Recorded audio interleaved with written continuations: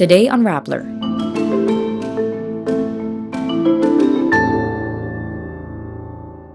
Police raid Congressman Arnie Teves' houses over alleged possession of illegal firearms. The AFP sends an elite unit to Negros Island after the death of Negros Oriental Governor Degamo. Meralco announces hike rates in March 2023. An unopposed Xi Jinping wins a third presidential term.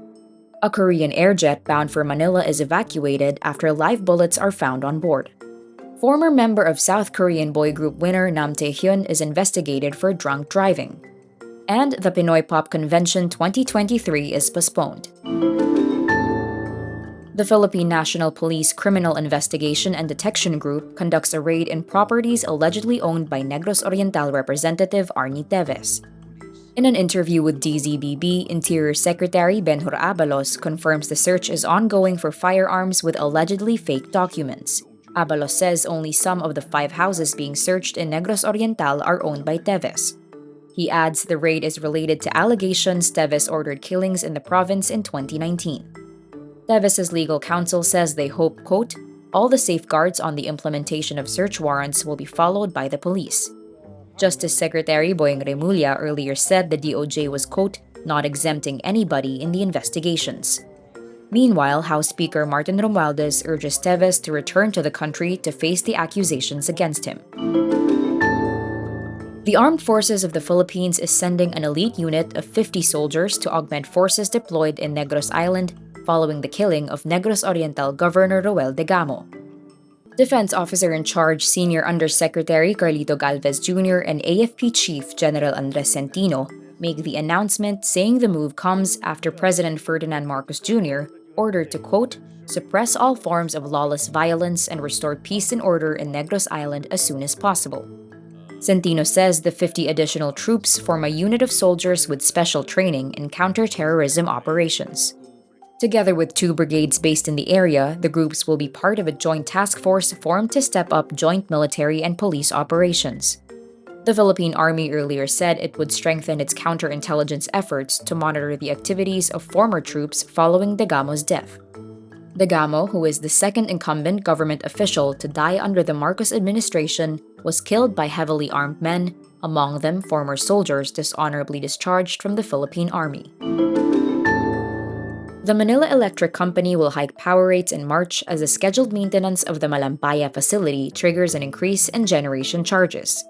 Meralco is implementing an upward adjustment of 55 centavos per kilowatt hour, bringing the overall rate for a typical household to 11 pesos and 43 centavos per kilowatt hour in March from February's 10 pesos and 89 centavos per kilowatt hour. Households consuming 200 kilowatt hours will see an increase of 109 pesos in their total electricity bill. Meralco says Malampaya's maintenance shutdown last February pushed up generation charges to 7 pesos and 38 centavos. Meralco Head of Regulatory Management Office Jose Ronald Valle says around 1.1 billion pesos deferred costs reduced the generation rate for March and will be billed on a staggered basis over the next 2 months as coordinated with the Energy Regulatory Commission. Meralco distributes electricity to 38 cities and 73 towns in Metro Manila and Central and Southern Luzon. Xi Jinping secures a precedent-breaking third 5-year presidential term.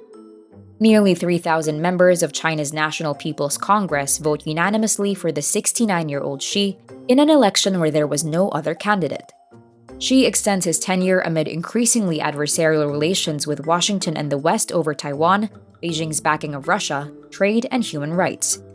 Domestically, China faces a challenging recovery from 3 years of Xi's zero-COVID policy and weak global demand for Chinese exports. China's economy grew just 3% last year, among its worst performances in decades. Xi set the stage for another term when he did away with presidential term limits in 2018. Xi has become China's most powerful leader since Mao Zedong, who founded the People's Republic.